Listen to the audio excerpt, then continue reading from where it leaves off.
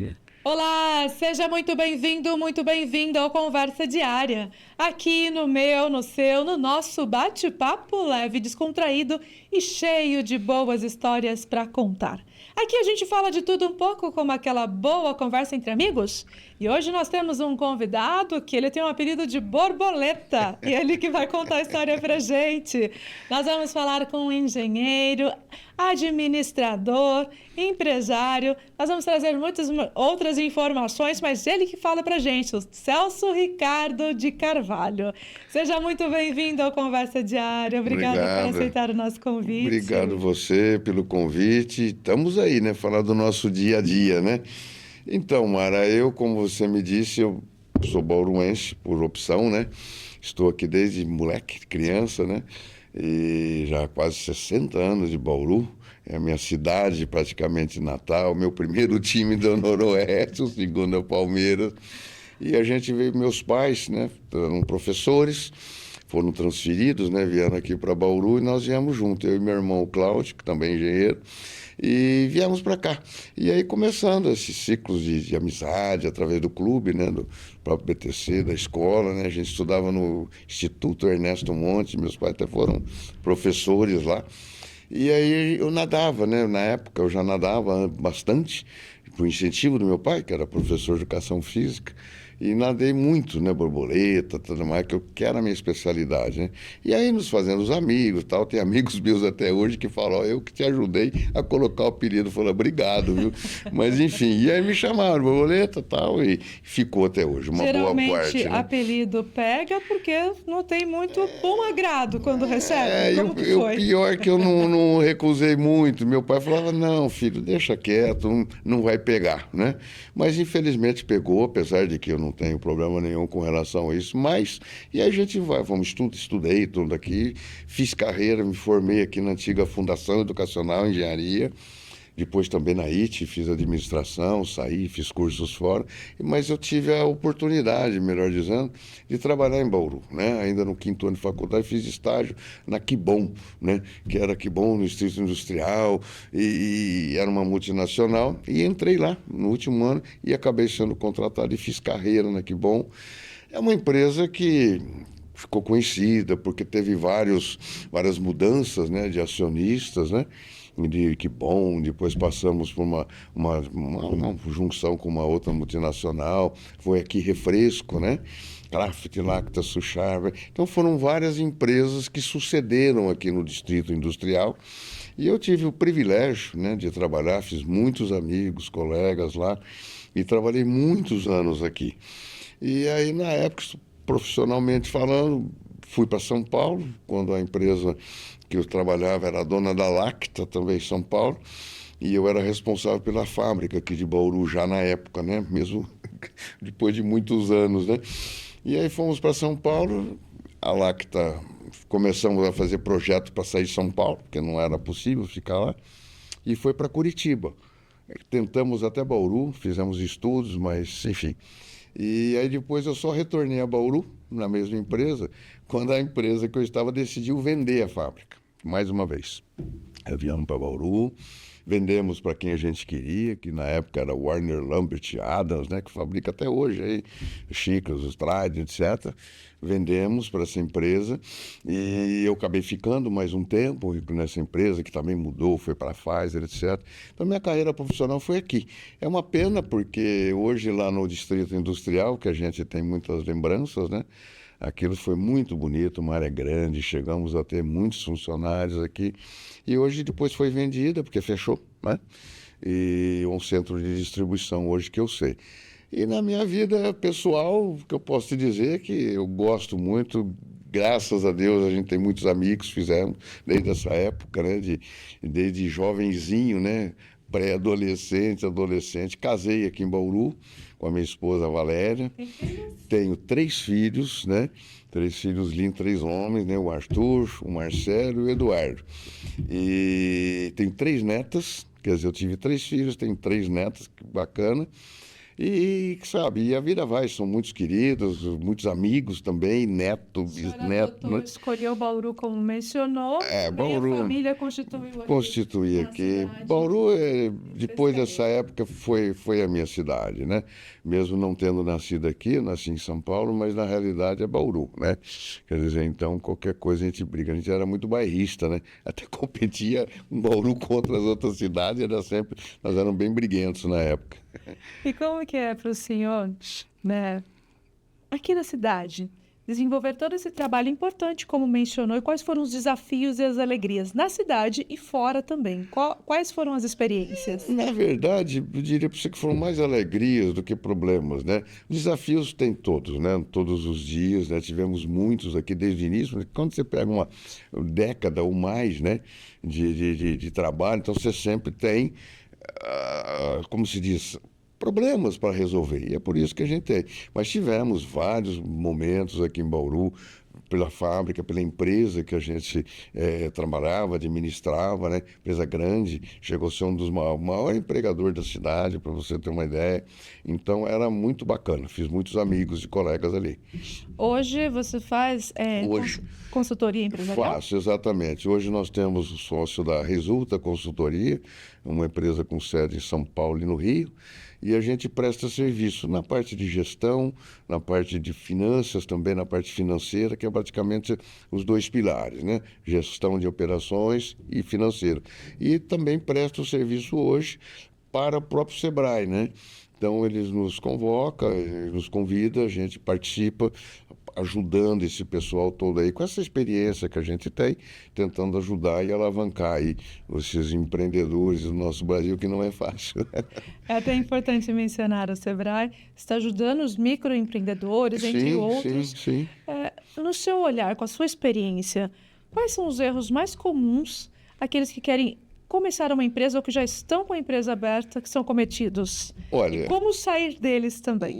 os básicos é começar sem colocar nada registrado, né? Falando do lado assim financeiro, generalizando, é muito simples, é fácil. Desde que você tenha os seus registros, depois você tendo os registros, é possível analisar. Então, a maior parte é que as pessoas começam um negócio mesmo bom, misturam as contas pessoais com as contas da empresa, não fazem registros, não têm ideias, mesmo na hora de calcular É um grande erro essa questão do registro, misturar as contas pessoais com da empresa. É muito comum. É muito comum, por incrível que pareça, empresa de um porte relativamente pequeno, porque as empresas um pouco maiores já têm essa orientação e é isso que eles fazem. Mas é muito comum, mesmo um microempreendedor individual, né?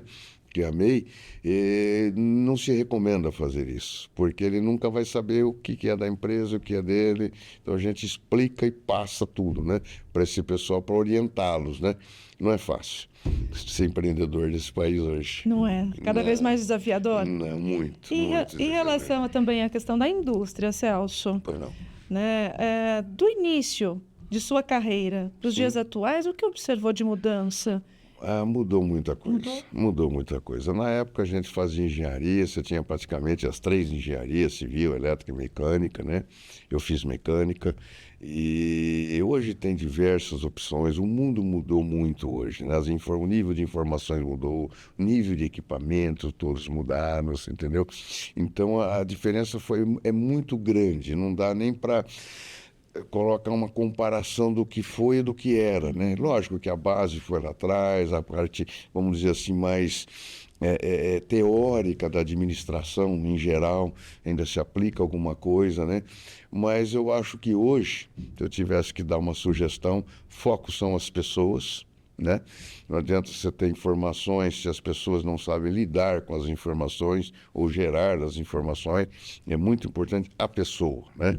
Focar na pessoa, como que ela vai, sabe, lidar com esse mundo, né? Até aproveitando sobre o foco das pessoas. Pois não. Então, o que é essencial, assim, pensando na questão do gestor, né? Para que realmente ele seja mais assertivo, seja com a sua empresa, né? Aquele que está começando o próprio negócio, ou fazendo uma gestão de uma grande empresa.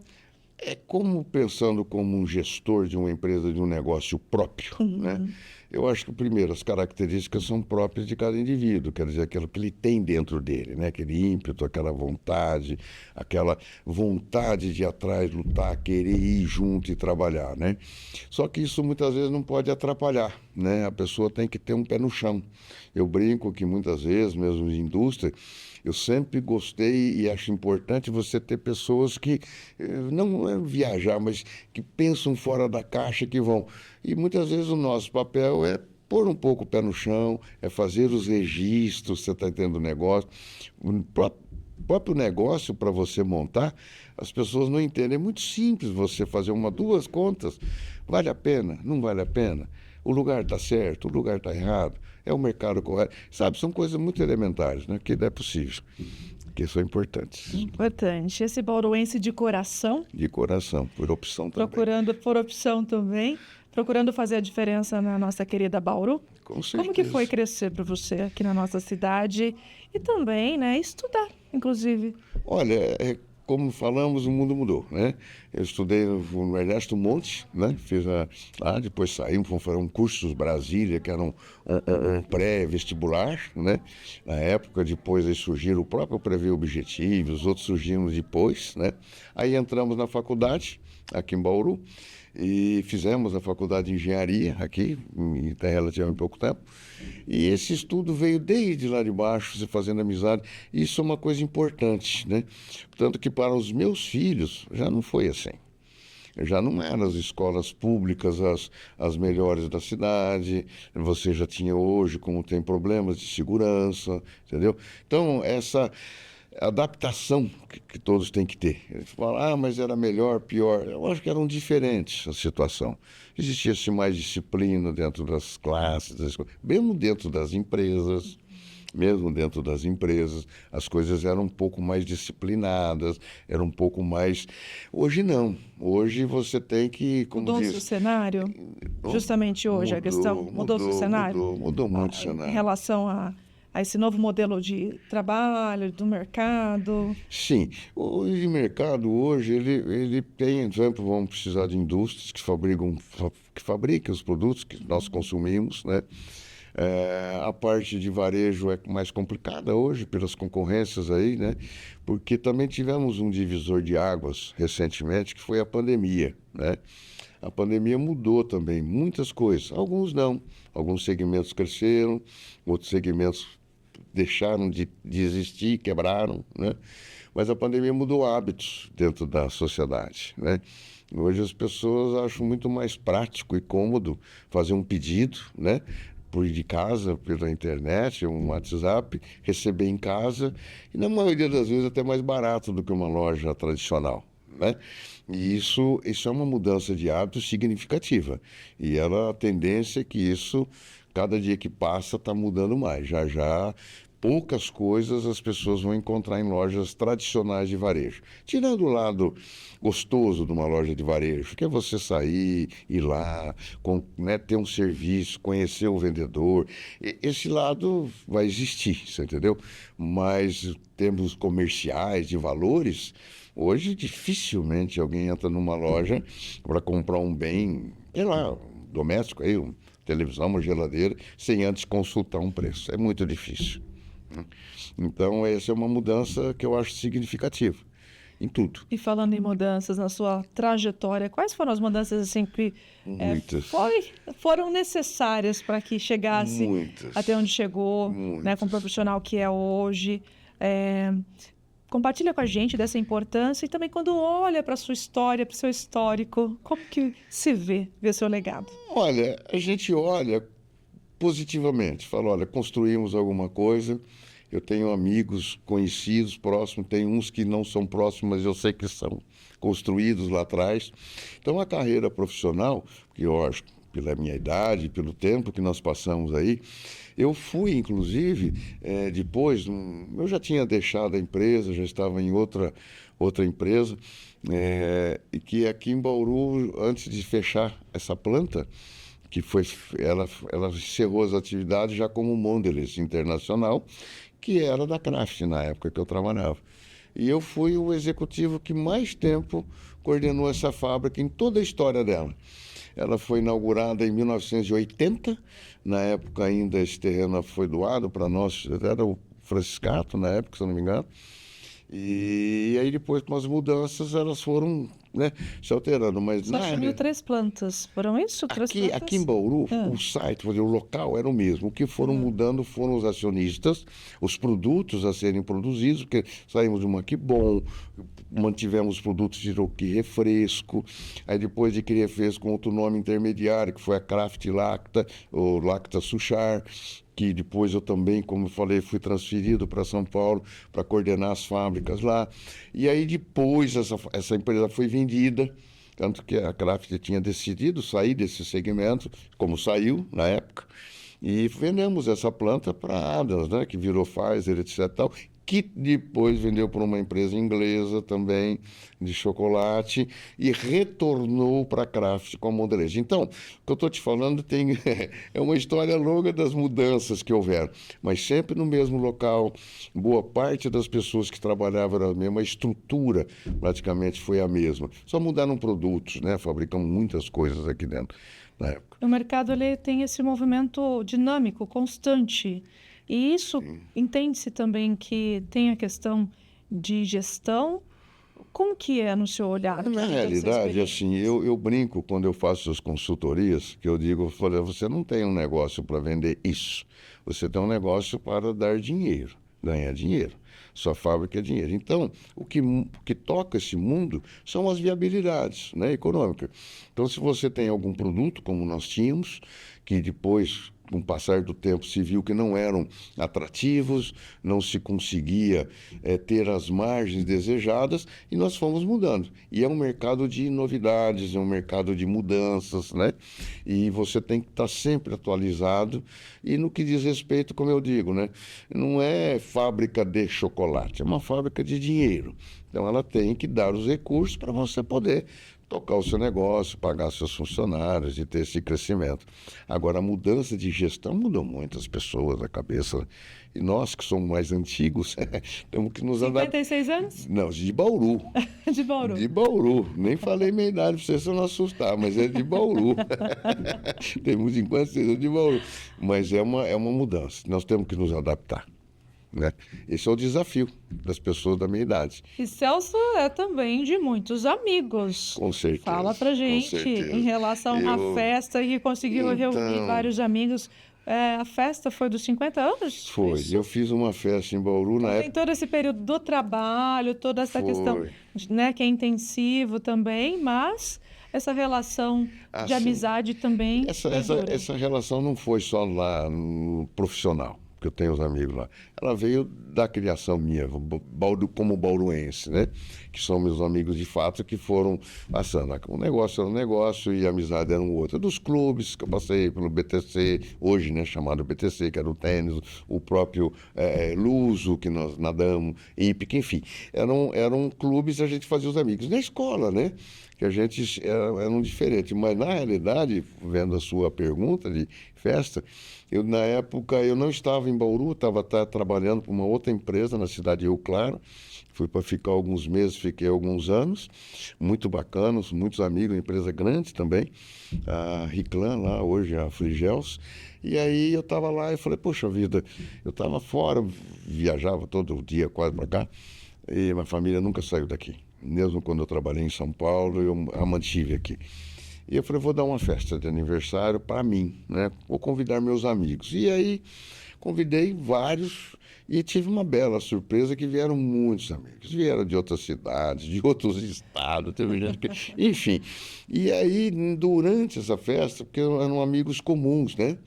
Muitos amigos comuns, não eram só amigos. E as pessoas entraram na festa e começaram a rever amigos que não se viam há muito tempo. Eles, entre os amigos, né? Todo mundo entrou em alfa. Nossa Senhora, meu Deus do céu, que festa. Então foi essa primeira festa. E aí começaram, não, mas essa festa tem que ser feita sempre, porque não é qualquer um que consegue reunir toda essa galera, uma galera bem eclética, mas todos amigos, e vamos lá. E tal, eu falei, olha, gente, eu estou dando meu aniversário, ajudo, não pretendo ficar fazendo todo ano, por vários motivos, até financeiros, de ficar fazendo a festa. E aí teve os entusiastas, né? O Renato, os amigos, não tem o que fazer, tal, é a festa do Borboleta. Eu falei, não, gente, é a festa dos meus amigos, e foram todos, amigos da época da empresa e de fora, e aí quiseram manter essa festa. Vamos fazer a festa. Falaram, tudo bem, eu posso coordenar, não vou pagar essa festa toda, mas posso coordenar. E na época nós fazíamos próximo daqui, que era aqui na Chácara Sicília, que era do Guilherme Ferraz. Ela ficou agendada para a SENAG, que é a Associação dos Engenheiros, né? E muito tempo ela ficou arrendada. E a gente usava esse espaço para fazer as festas, né? Que era pertinho daqui. E aí depois, né, foi vendido, tal, deixou de ter um local, né? Apesar de que tem alguns amigos ainda que falam, não, temos que voltar a fazer, porque todo o interessante é que nessa festa é um momento gostoso, de alegria, de você ver todos, né?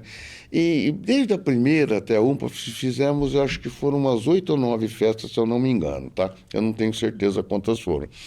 Mas todo ano um amigo passava para o outro lado lá do nosso mundo, né?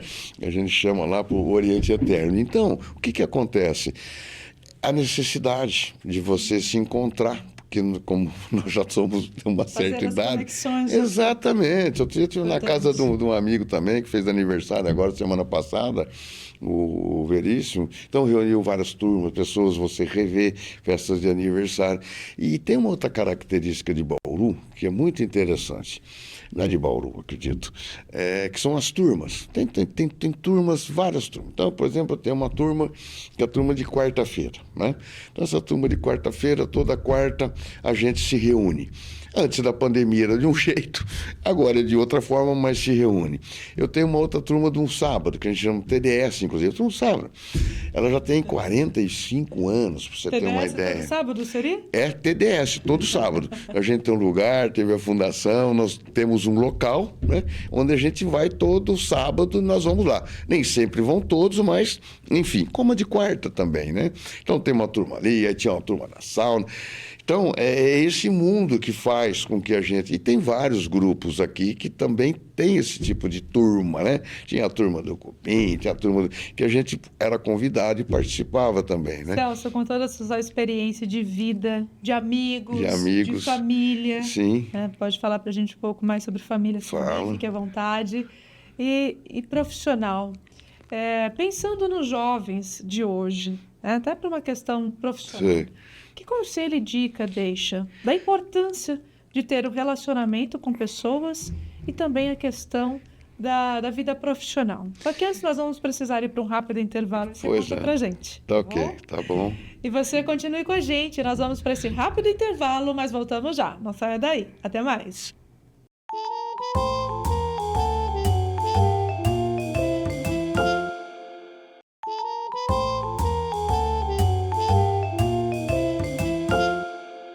Voltamos com Conversa Diária. O bate-papo de hoje é com Celso Ricardo de Carvalho. Esse engenheiro que é de muitos amigos, tem a vida profissional.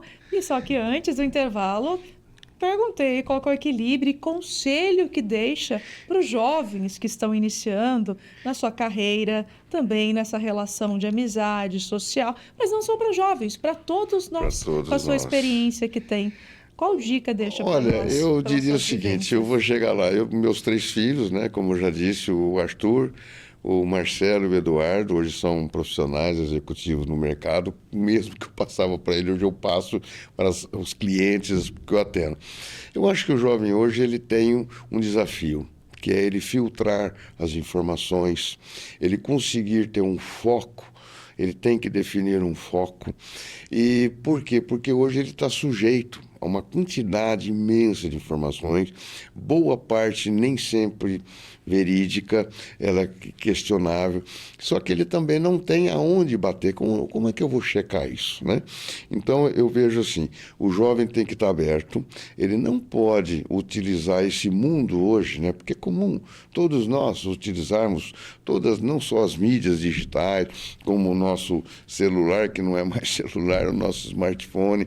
Então, é comum você ver pais sentados numa mesa de restaurante, todo mundo com celular. Então, essa proximidade, uma festa, por exemplo, os amigos, tudo bem, o celular está no bolso, mas eu estou indo lá para ver a pessoa, para conversar com a pessoa, né? Então, eu acho que essa proximidade ela é muito importante, ela faz a diferença, né? E muitas vezes eu acho que se você concentra muito no seu dia a dia, através desse mundo digital, eu conheço pessoas que passam 10, 12 horas trabalhando até nesse mundo digital. Ele tem muita dificuldade de relacionamento, porque ele não está acostumado. Você entende? Quer dizer, então as pessoas falam, é pior, melhor não, é diferente. Então, nós temos de adaptar. E o jovem tem que ter, ele tem que ter um foco, ele tem que ter essa concentração, ele tem que querer. Hoje você fala, vou ler um livro. As pessoas falam, lê livro, eu leio digitalmente, não sei o quê. Mas é importante você ler, confirmar essas informações. Agora, esse filtro, tudo isso que eu estou falando, nós tínhamos também na minha geração. Você tinha à sua disposição um monte de coisas não tão boas, né? Então, nós fizemos as nossas opções. Eu acho que é isso que os jovens têm que ter. Ele tem que ter, como diz, noção da realidade. Que ele tem que pensar hoje, porque o futuro vem e vem rápido, né? Ele não tem muito tempo para... Até pegando esse gancho também, né, desse filtro, quais valores preza e que não abre mão no seu dia a dia, em toda a sua trajetória? Primeiro é a família, eu diria para você, é o nosso grande valor, né? Não só da minha esposa, da Valéria, meus filhos que eu já citei, eu lembro dos meus pais, da minha mãe, do meu sogro, da minha sogra, meus cunhados, né? Meu cunhado Silvinho também, que é daqui, dentista, minha cunhada, tem meu irmão Cláudio, se formou aqui em Bauru também, hoje não está mais, esteve aqui recentemente. Então, o que eu falo de valores? A família é fundamental. E o resto, todos nós sabemos desde que nascemos, e eu aprendi, é o respeito, tá certo? Você tem que ter respeito para com o ser humano, para com as pessoas. Você não pode definir as pessoas ou tratar diferente porque pela cor, porque ele é mais rico, porque ele é mais pobre, porque ele tem uma preferência, sei lá, de vida ou sexual diferente. Não. Essa parte do respeito eu acho que faz muita diferença, sabe? E evita muito problema. Essa é a minha dica que eu dei para os meus filhos. Excelente, excelente. Estamos caminhando para o final do nosso bate-papo, do Conversa Diária. Gostaria de saber se tem algo mais que queira compartilhar conosco, que não foi perguntado. E também já pedi para que deixe aquele recado especial para quem nos acompanha. Olha, eu acho o seguinte, dependendo de toda a época da nossa vida, o recado agora é que vamos nos encontrar, vamos rever os amigos, vamos fazer outras festas, vamos viver esse momento, né? Porque hoje, quando eu tinha talvez a sua idade, não pensasse assim, mas hoje os valores são esses. E o recado que eu dou, gente, vamos viver o nosso dia, vamos deixar de ficar tão influenciados por notícias que nos chegam de tudo quanto é forma, todos os dias, né? Acho que a gente tem que dar esse filtro que eu estou falando, parar, pensar e relaxar. É isso. Recado dado. Obrigado. Espero que, assim como eu absorvo, né, as suas palavras, obrigado. Agradeço por aceitar o nosso convite, por compartilhar um pouquinho da sua trajetória, da vida pessoal também. Estamos à disposição. Se pudermos ajudar alguém, estamos à disposição. Obrigada. Desejo para o senhor, para você, sucesso. Obrigado a todos. Muito obrigado. Tudo de bom. Eu que agradeço. Então, encerramos o nosso bate-papo de hoje com o engenheiro Celso Ricardo de Carvalho. Espero que você tenha gostado. Para mim foi um ótimo bate-papo. E aqui eu vou encerrando, então, deixando para você a minha gratidão e aquele forte abraço. Até mais. Tchau, tchau.